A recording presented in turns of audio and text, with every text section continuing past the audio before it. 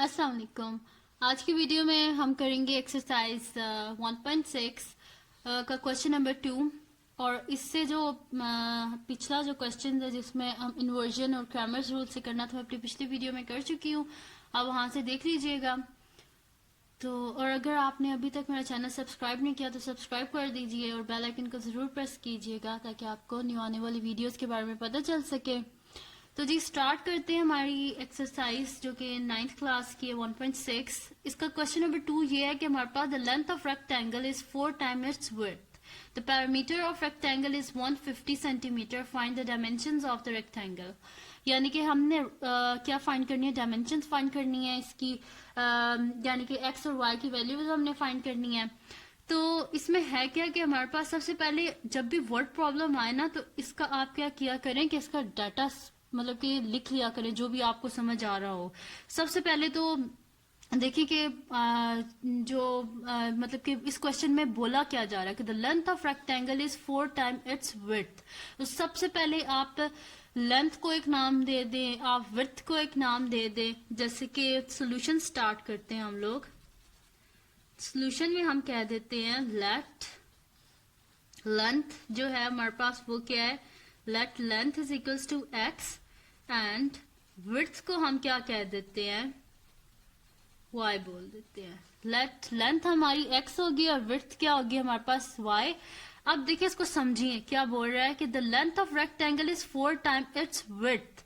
यानी कि जो लेंथ है वो किसके इक्वल है, अगर 4 टाइम उसकी विड्थ को मल्टीप्लाई किया जाए तो वो लेंथ के इक्वल है।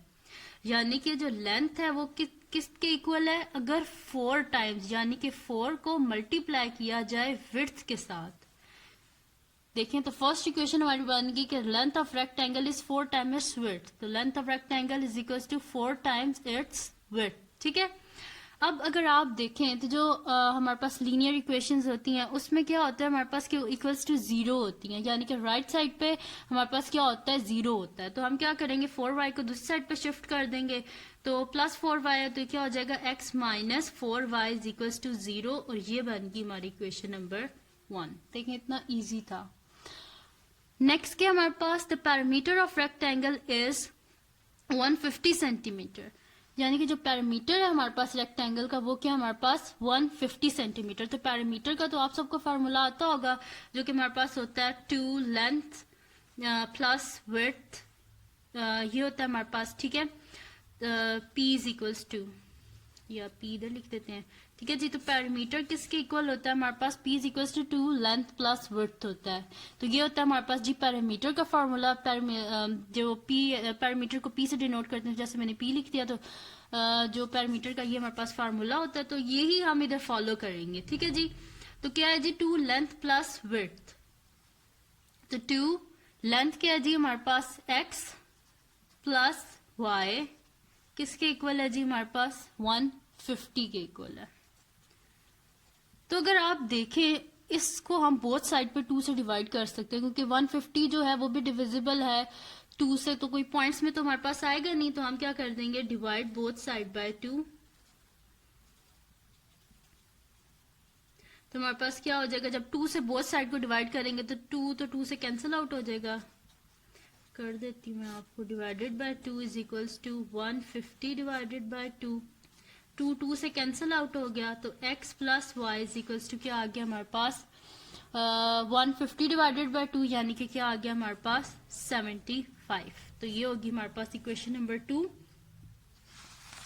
इसको अगर हम लिखें तो हमारे पास क्या आएगी, फर्स्ट आ गई x minus 4y is equals to 0 and the second one is x plus y is equals to 75।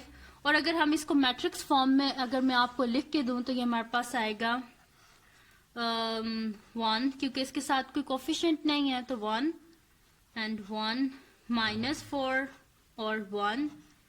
ठीक है जी। और साथ में आ जाएंगे variables x y is equals to 0 75। ठीक है जी।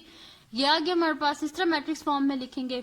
तो जी मैंने आपको इसको इक्वेशन बना दी है इसकी। फर्स्ट आ गया x minus 4y is equal to 0 and the second one is x plus y is equal to 75।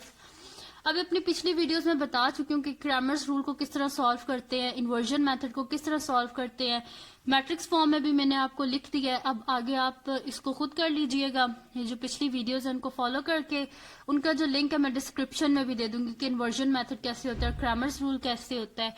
तो अभी मैं जस्ट आपको इस वीडियो में ये बता रही हूँ कि हमने इन इक्वेशंस को बनाना किस तरह है, ठीक है जी।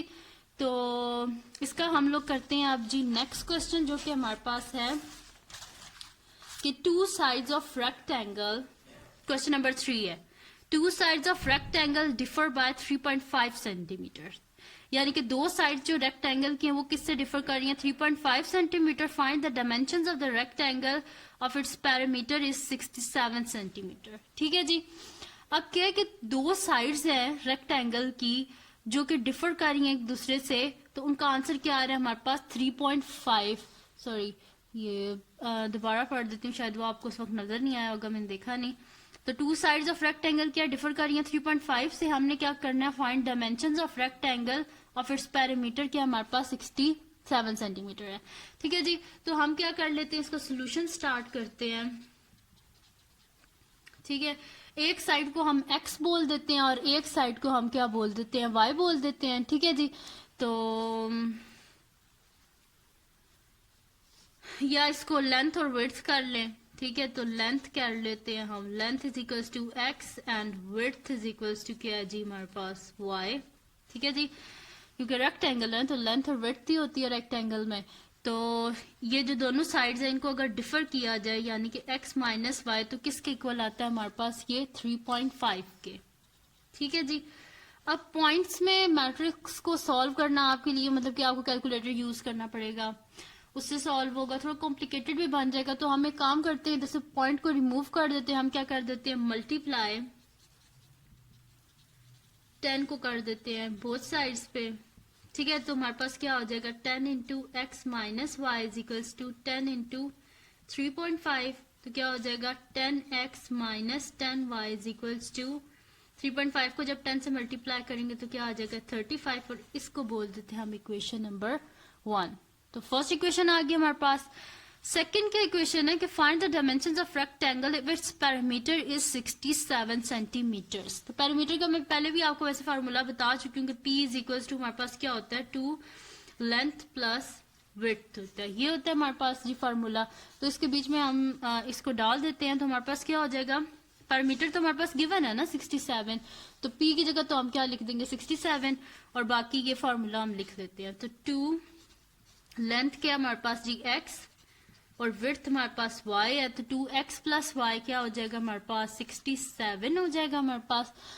तो अब देखें इस 2 को हम अंदर मल्टीप्लाई कर देते हैं, क्योंकि अगर 2 को मैंने बोथ साइड पे डिवाइड किया तो फिर पॉइंट्स में आंसर आ जाएगा, फिर आपके लिए कॉम्प्लिकेटेड बन जाएगा। तो हम इसे कर लेते हैं 2x plus 2y is equals to 67, और ये होगी जी हमारे पास इक्वेशन नंबर 2, ठीक है। इक्वेशन नंबर 1 क्या है 10x minus 10y is equals to 35, and equation 2 है 2x plus 2y is equals to 67। तो जी ये थी दोनों इक्वेशन जो हमारे पास आ गई, 10x minus 10y is equals to 35 and 2x plus 2y is equals to 67।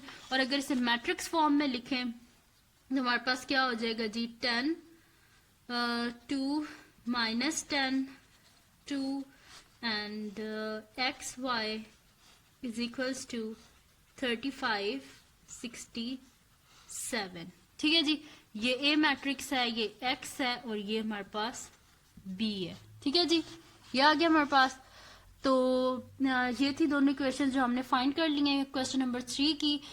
तो वैसे तो ये बड़ी इजी है, कोई इसमें कॉम्प्लिकेटेड चीज नहीं है इनको फाइंड करना, लेकिन फिर भी मैंने इक्वेशंस जो हैं वो मैं सारी आपको करके दूंगी 2 से लेकर 6 तक क्वेश्चन में जितनी भी इक्वेशंस हैं, इक्वेशन नहीं वर्ड प्रॉब्लम्स वाले जो क्वेश्चंस हैं वो मैं सारे आपको करवा दूंगी। अब इससे आगे जो आपने करना है ना इसको क्रैमर्स रूल और इन्वर्जन मेथड में, वो मैं आपको पहले बता चुकी हूँ, मेरी पिछली वीडियोज हैं वो मैं डिस्क्रिप्शन में डाल दूंगी, आप वहां से देख लीजिएगा कि कैसे करना है इसको इन्वर्जन मेथड में और क्रैमर्स रूल में आगे, ठीक है। मैट्रिक्स मैंने आपको बना के दे दी है। अब इसका हम करेंगे जी नेक्स्ट क्वेश्चन जो कि हमारे पास क्या है क्वेश्चन नंबर 4। तो जी क्वेश्चन नंबर 4 के हमारे पास कि the third angle of an isosceles triangle. Isosceles triangle सबसे पहले आपको पता होना चाहिए कि क्या होती है। तो जी आइसोसेलेस ट्रायंगल वो होती है कि जिसके दो एंगल्स आपस में इक्वल होते हैं, ठीक है जी। तो the third angle of isosceles triangle क्या हमारे पास 16 degree less than the sum of two equal angle, यानी कि दो इक्वल एंगल का जो सम है ना, उसमें से अगर 16 को माइनस कर दिया जाए तो हमारे पास क्या बनेगा, थर्ड एंगल। और हमने क्या फाइंड करना है, find three angles of the triangle. और हमने ट्रायंगल की जो तीनों साइड्स है वो हमने क्या कर जो हमने थ्री एंगल्स है ट्रायंगल के वो हमने फाइंड करने हैं, ठीक है जी। तो स्टार्ट करते हैं। अब इसमें सॉल्यूशन लिख लेते हैं। सबसे पहले हम लोग इधर लिख लेते हैं कि let two equal angles are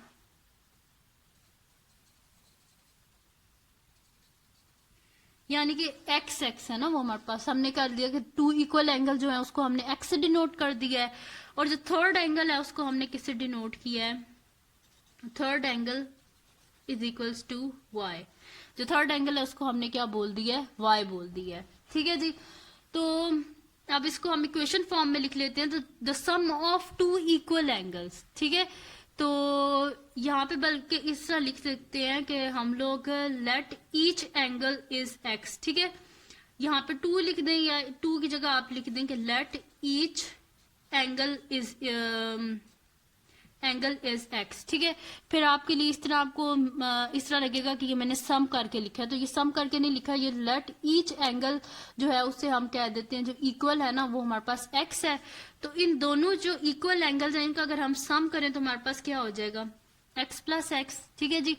जो इक्वल एंगल्स हैं उनको हमने ऐड कर दिया और इसमें देखें क्या लिखा हुआ है, the third angle of an isosceles triangle is 16 less than the sum of two equal angles. तो टू इक्वल एंगल का जो सम है इसके बीच में से अगर हम 16 को माइनस कर दें 16 डिग्री को, तो हमारे पास क्या आ जाएगा, थर्ड एंगल। तो थर्ड एंगल को हमने क्या बोला है, वाई, ठीक है जी। तो x प्लस एक्स क्या हो जाएगा हमारे पास, 2x minus 16 is equals to y, ठीक है। तो हमारे पास क्या हो जाएगा, अब क्या करना होता है, जो हमारे पास लीनियर इक्वेशन होती है उसमें क्या होता है कि वेरिएबल्स एक साइड पे होते हैं और कांस्टेंट एक साइड पे, तो वैसे ही हम कर लेते हैं। तो 2x ये प्लस वाई इधर आके क्या हो जाएगा, minus y is equals to ये माइनस 16 है इधर आके क्या हो जाएगा 16 डिग्री।